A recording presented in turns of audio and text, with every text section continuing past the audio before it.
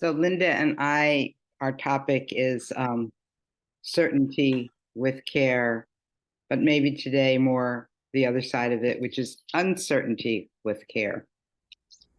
So like Linda, I'm reading David McMahon's book entitled Rethinking Meditation. And it really has challenged some of my very basic views that I've had about Buddhism, but maybe even more, some of the very fundamental views I've had about how this life works. So I'm feeling a bit out of sorts about it all.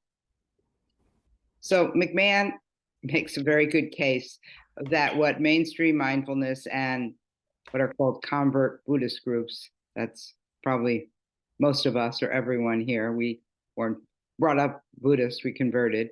But what convert Buddhist groups are doing bears little resemblance, maybe no resemblance, to what Buddhists did and thought at the time of the Buddha.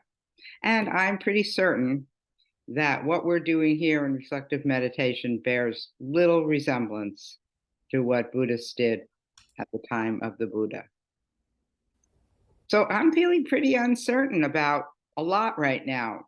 So then I question, how do I keep teaching? Well, I don't really question it. Theoretically, I do, but here I am teaching, and I'm teaching on the very topic that I'm experiencing, which is this uncertainty, this ungroundedness.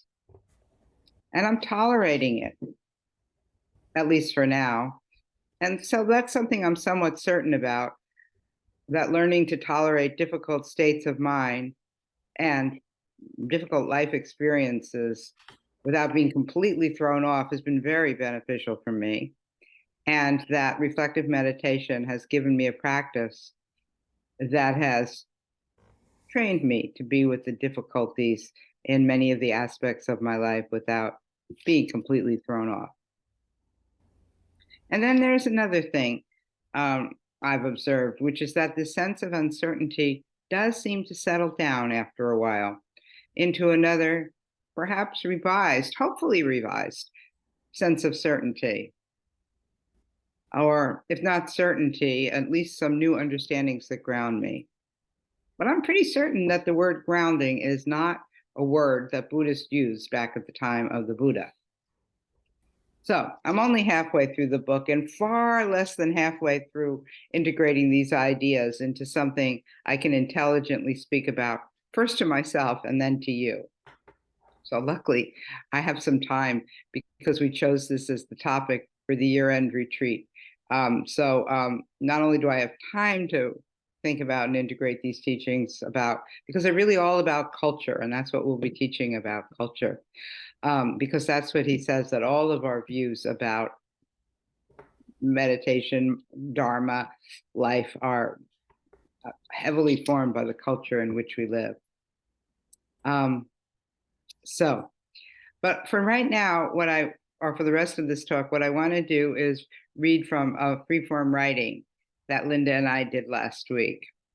And that's, what we tend to do. We integrate our life into something that feels more grounded through meditation, through writing, through teaching.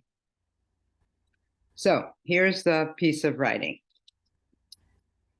I just went to a new doctor yesterday.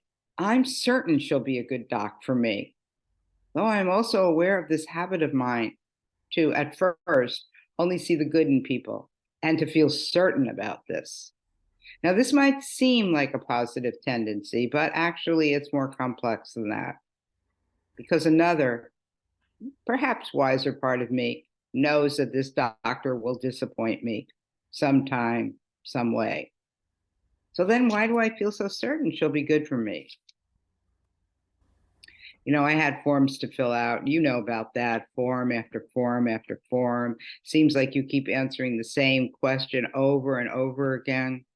And they always ask you about your allergies, even though they're already listed in my chart, which they had me review before my appointment.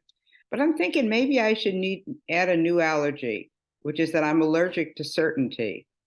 Wait a minute. You just said you were certain she is a good doctor. And then you quickly qualified this certainty. It's not that she isn't a good doctor.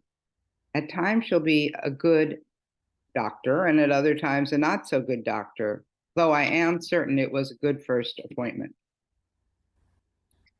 Yes, there is some wisdom in first impressions. Yes, I did pick up something accurate in my first appointment. And I am discerning about doctors and much else in my life. I felt quite differently about my previous primary care doctor. That first appointment didn't feel right or good. There's a Buddhist practice of the five remembrances. In this practice, you repeat the certainty of growing old, of ill health, of death and loss. And you repeat this over and over again. And I don't really feel like I need to do that practice. I feel like life has given me that practice that I keep seeing. I look in the mirror, I see I've grown old. I deal with certain kinds of health challenges.